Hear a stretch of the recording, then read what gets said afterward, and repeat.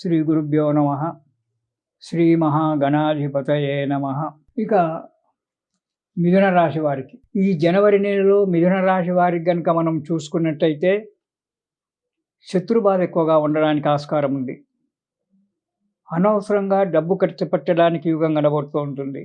ఈ డబ్బు ఖర్చు పెట్టడానికి రుణ బాధ, రుణాలు చేయడము, రుణగ్రస్త యోగం ఉండి రుణాలు చేయడము, దానివల్ల ఆ రుణం ఎవరైతే ఇస్తున్నారో వాళ్ళతో మాటలు పడడం జరగడానికి ఆస్కారం ఉంది.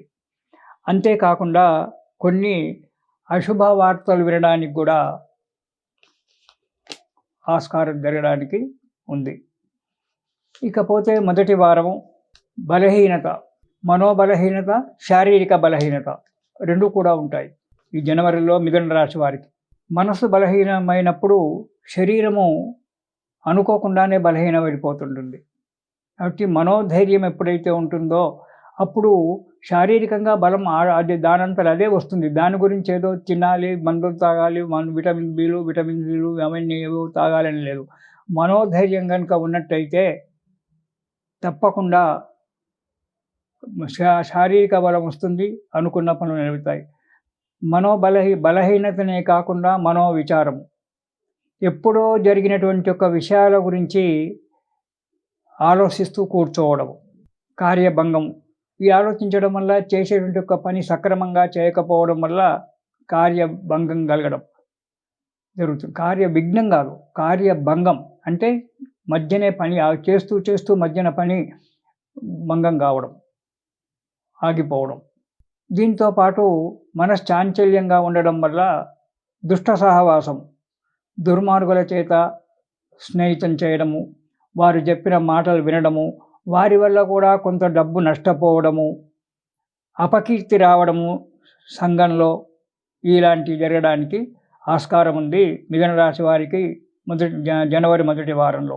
ఇక రెండవ వారం కనుక చూసుకున్నట్టయితే ఇది పర్వాలేదు, శుభకార్యాలు చేయడం జరుగుతుంది. దానివల్ల కొంత డబ్బు నష్టం కలగడానికి కూడా ఉంది. అది సహజమే కదా. ఇంట్లో ఒక కార్యం పెట్టుకున్నప్పుడు డబ్బు నష్టపోతాం, అది నష్టం కింద రాదు. ధన వ్యయము, డబ్బు ఖర్చు చేయడం, ఒక కార్యం గురించి డబ్బు ఖర్చు చేయడము, దానివల్ల కొంత డబ్బు నష్టపోవడం అనేటువంటిది కూడా జరగడానికి ఉంటుంది. అంతేకాకుండా పశు నష్టం కూడా జరగడానికి కొంత ఆస్కారం ఉంది వ్యవసాయదారులకైతే. ఎందుకంటే సామాన్యంగా పుష్యమాసంలో కొంత పశువులకు కీడు జరుగుతుందని చెప్పి పూర్వకాలం నుంచి ఒక నానుడి ఉంది. వృద్ధులకు అంటే చలి ఎక్కువగా ఉంటుంది, వాటిని ఆరుబయట పెట్టేయడంలో, అప్పుడు పూర్వకాలంలో వ్యవసాయదారులు బావుల దగ్గర పెట్టేటువంటి వాళ్ళు ఇలా ఈ చలి యొక్క తీవ్రత వల్ల, మంచు యొక్క తీవ్రత వల్ల, హేమంత ఋతువు కాబట్టి మంచు యొక్క తీవ్రత వల్ల కొంత పశు నష్టం జరగడానికి, కొన్ని పశువులకు కొత్త అయినటువంటి ఒక వ్యాధులు రావడానికి కూడా ఆస్కారం కనబడుతూ ఉంటుంది. అంతేకాకుండా ఉద్యోగస్తులకే కావచ్చు, రెంటుకున్న వాళ్ళకే కావచ్చు, స్థాన చలనము అంటే మార్పిడి జరగడం అనేటువంటిది జరుగుతుంది ఉద్యోగస్తులకు కానీ రెంటుకుండే వాళ్ళకు కానీ.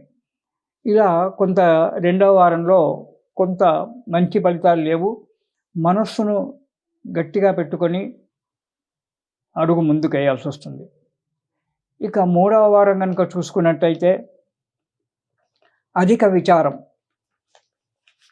ఎందుకు? వ్యవసాయదారులకైతే పశు నష్టం జరుగుతుంది కాబట్టి ఈనాడు పశువులు కొనాలంటే చాలా ఖర్చుతో కూడుకున్నటువంటి ఒక పని.